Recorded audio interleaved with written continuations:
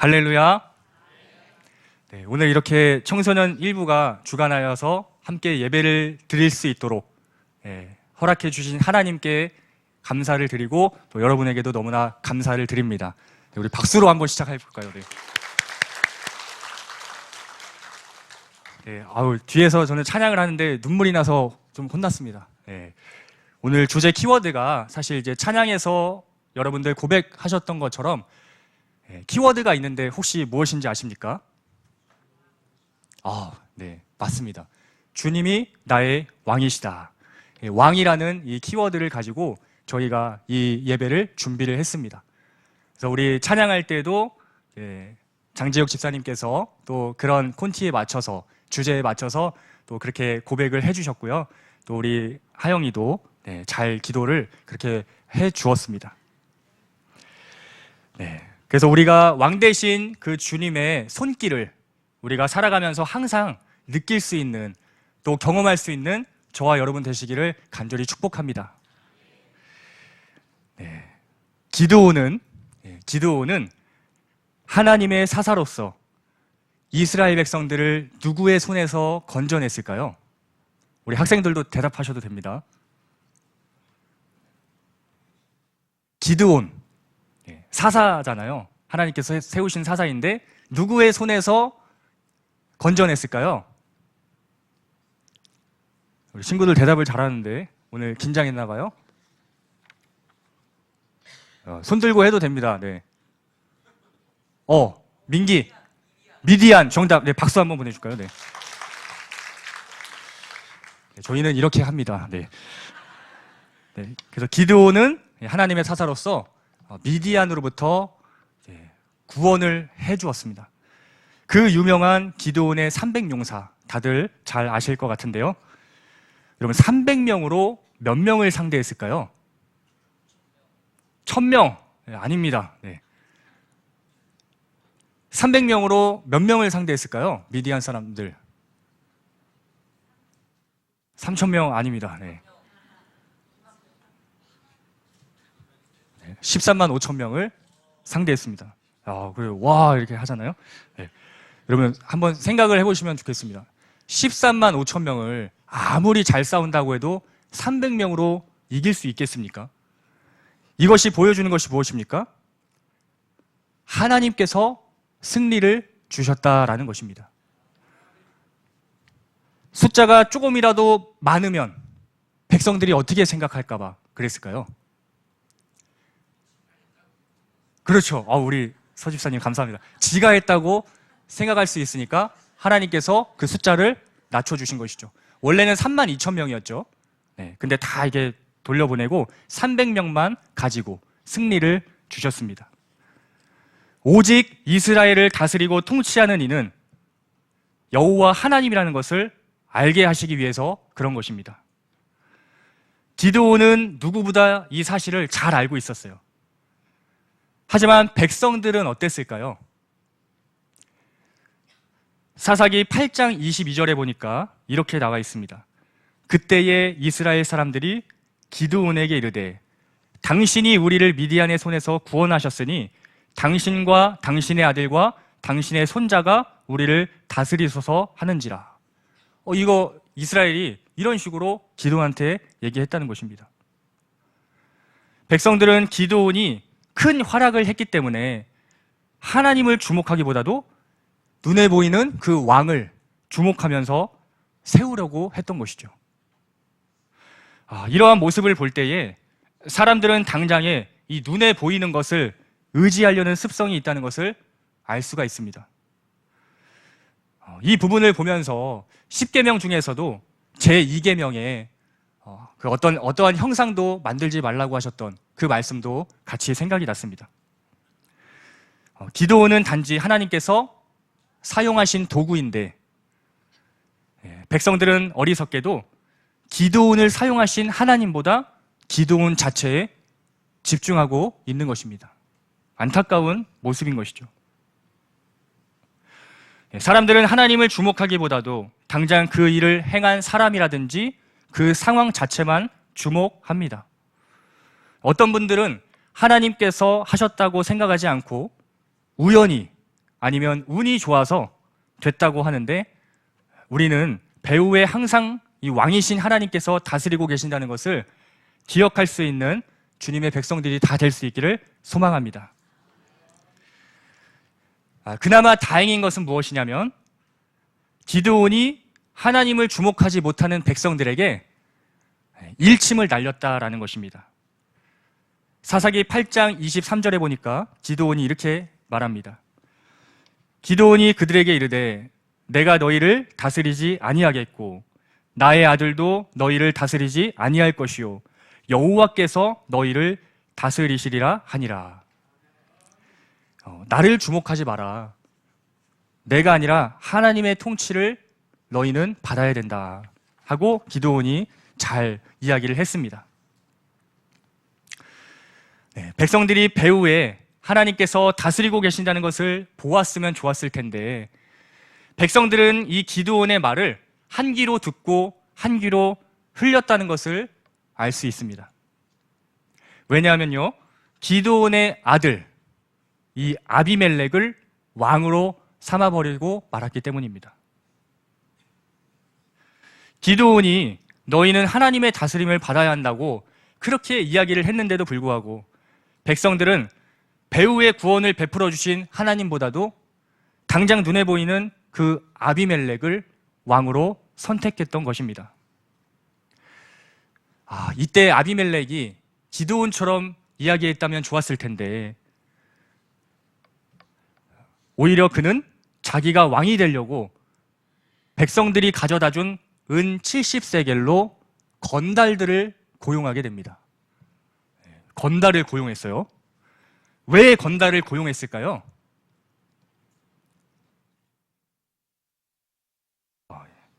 왜 건달을 고용했을까요?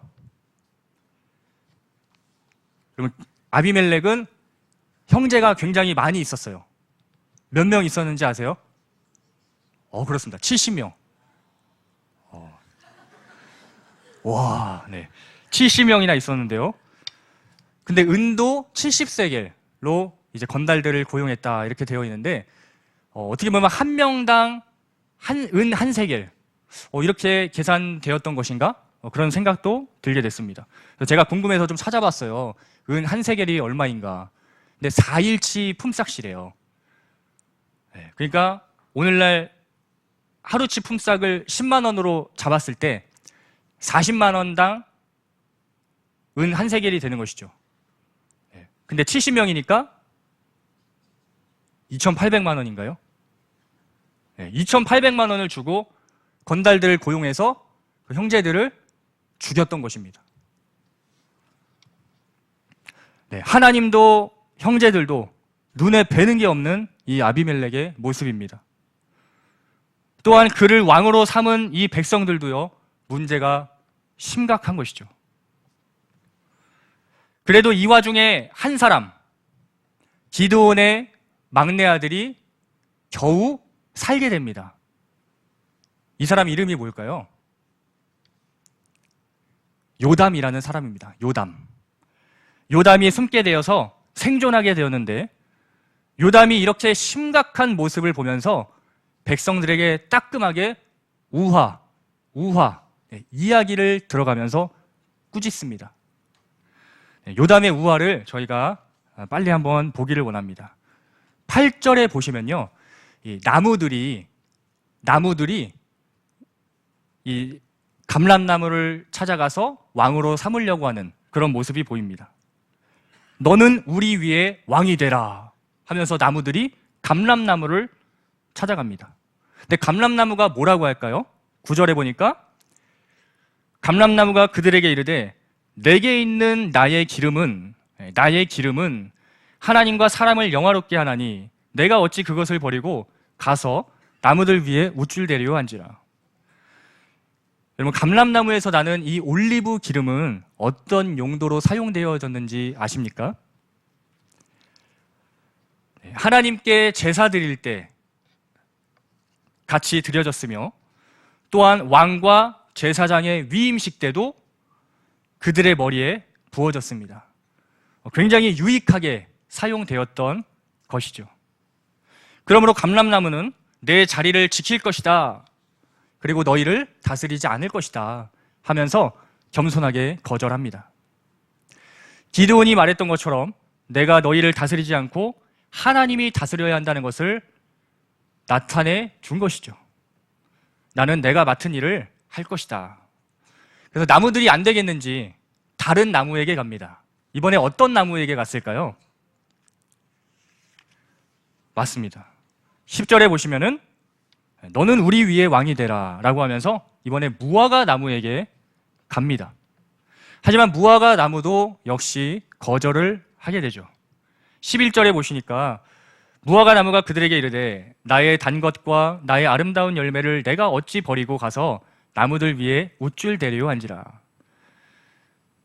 무화과 나무 열매는 어떻게 쓰였는지 아십니까? 당도가 높아가지고 설탕 대신에 음식을 달게 하는데 사용되었다고 합니다. 설탕이 귀했던 그 당시에는 귀한 열매였던 것이죠. 게다가 식용으로도 쓰였고요, 약재로도 사용되어져 왔습니다. 굉장히 유익하게 사용되었던 것인데, 그러므로 무화과 나무는 내 자리를 지킬 것이며 너희를 내가 다스리지 않을 것이다 하고 겸손하게 거절합니다. 기드온이 말했던 것처럼 내가 너희를 다스리지 않고 하나님이 다스려야 된다는 것을 또 나타내 준 것이죠. 나무들이 안 되겠는지 또 다른 나무를 찾아갑니다. 이번에 어떤 나무한테 갔을까요? 포도나무한테 갑니다. 너는 우리 위에 왕이 되라 라고 하면서 이번에 포도나무를 왕으로 삼으려고 하는데 포도나무 역시 거절합니다. 13절에 보니까 포도나무가 그들에게 이르되 하나님과 사람을 기쁘게 하는 내 포도주를 내가 어찌 버리고 가서 나무들 위에 우쭐대리오 한지라. 포도주는 어떻게 쓰였는지 아십니까? 하나님께 전제를 드릴 때도 사용되었고요, 당시 물이 부족한 상황에 주요 음료로 쓰였다고 합니다.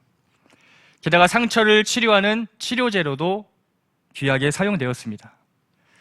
굉장히 유익하게 사용되었던 것인데, 그러므로 포도나무는 내 자리를 지킬 것이다, 내가 너희를 다스리지 않을 것이다 겸손하게 거절하면서요, 기드온이 말했던 것처럼 내가 너희를 다스리지 않고 하나님이 다스려야 된다는 것을 또 나타내 주었습니다.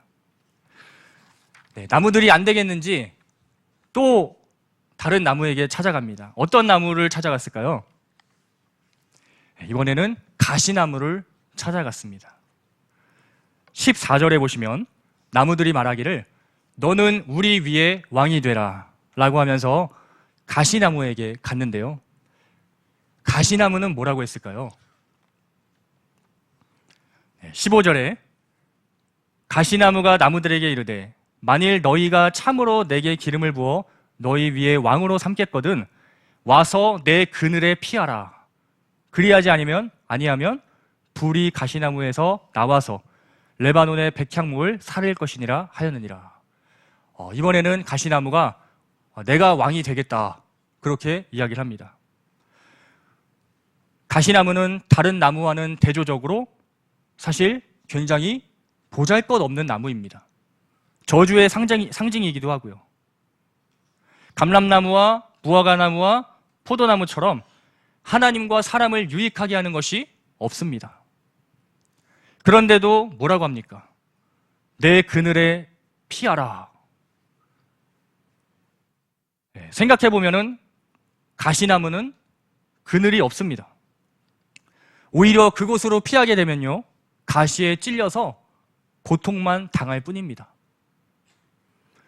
그런데도 불구하고 자기 자신을 알지 못하고 자기 분수를 알지 못하고 이 가시나무는 자기가 왕이 되겠다고 이야기합니다. 나무들은 그렇게 가시나무를 왕으로 섬기게 됩니다. 요담의 우화가 이렇게 이제 끝나게 되었는데요, 요담이 왜 이 우화를 이야기한 것이었을까요? 왕의 자질이 없음에도 불구하고 왕이 되려고 하는 이 아비멜렉의 문제를 지적한 것이죠. 동시에 자기 유익을 위해서 왕을 함부로 막 세우는 너희들도 문제다. 그것을 지적하고 있는 것입니다. 그럼 어떻게 보면 이 감람나무와 무화과나무와 포도나무는 누구를 상징할 수 있을까요?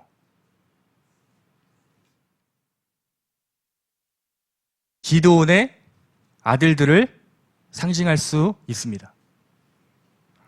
그들은 능력이 있음에도 불구하고 자기가 왕이 되려고 하지 않았고요.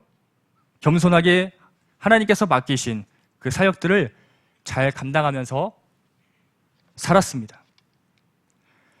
근데 가시나무와 같은 이 아비멜렉은요, 막말로 쥐뿔 가진 능력도 없으면서 교만하게 왕이 되려고 하는 것입니다.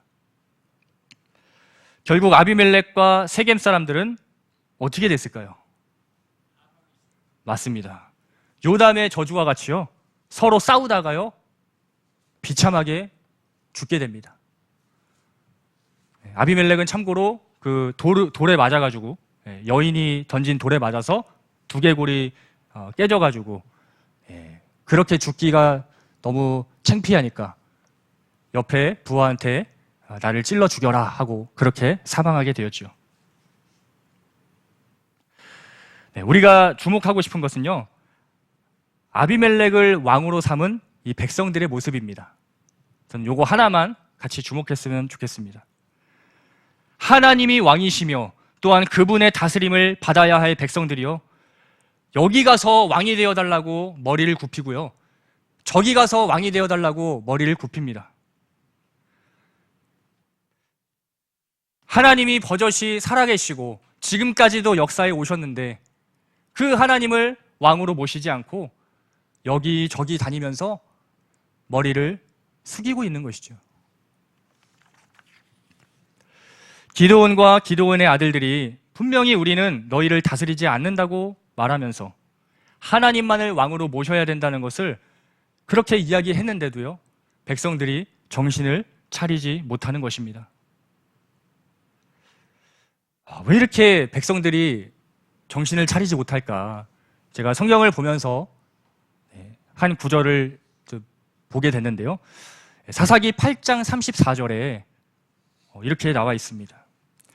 이스라엘 자손이 주위의 모든 원수들의 손에서 자기들을 건져내신 여호와 자기들의 하나님을 기억하지 아니하며, 하나님을 잊어버린 것입니다. 저는 이 신앙생활이라고 했을 때 하나님을 기억하는 싸움이 아닐까, 그런 생각도 함께 가져보았습니다.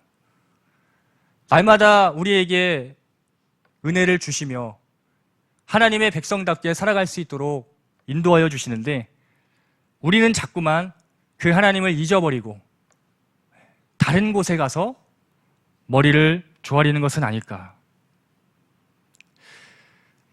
왕으로 삼았으니 이것이 옳으냐 라는 이 요담의 말을 우리는 오늘날 잘 새겨야 할 것입니다.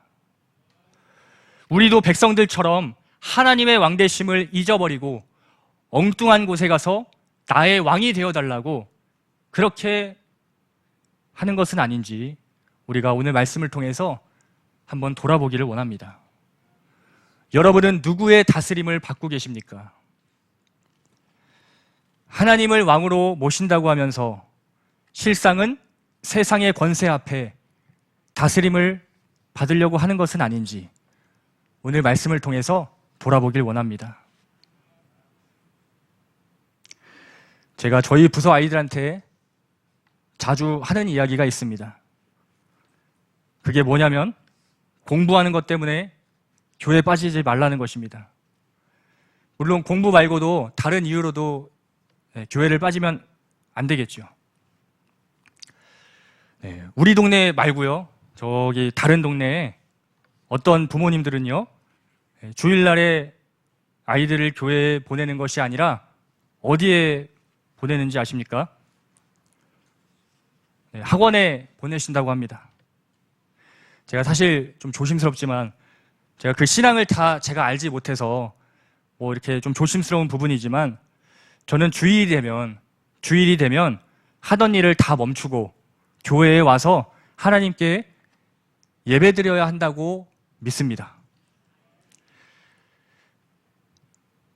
주일에 교회를 우리가 보내지 않고 가지 않고 학원에 보내는 그 마음이 과연 하나님의 그 다스림을 받는 그런 사람의 마음이라고 할 수 있을까? 심각하게 점검해 보아야 되는 문제라고 생각합니다. 어떻게 보면 세상의 권세 앞에 주도권을 뺏겨버린 것은 아닐까 높아심도 듭니다. 우리 아이들도 마찬가지죠. 저는 어릴 때부터 사실 이런 부분들이 잘 아이들에게 교육이 됐으면 좋겠습니다. 하나님만이 나의 왕이시기 때문에 주일은 무슨 일이 있어도 꼭 교회 나와서 하나님께 예배를 드리는 것입니다. 우리는 이렇게 주일을 지키는 모습을 통해서 그분의 다스림을 받고 있다는, 그분이 나의 왕이라는 것을 인정하고 나타낼 수 있는 것입니다. 참고로 저도 학창 시절에 주일날 학원에서 오라고 했어요. 제가 어떻게 했을까요? 안 갔죠. 갔으면 얘기를 안 했겠죠? 네. 저는 이제 주일날 좀 교회에 가야 됩니다. 그렇게 학원 선생님한테 말씀을 드렸어요. 학원 선생님 뭐라고 그러셨을까요? 우리 친구들은 이미 다 알고 있는데 부모님한테 이르시겠대요. 제가 뭐라 했을까요? 네.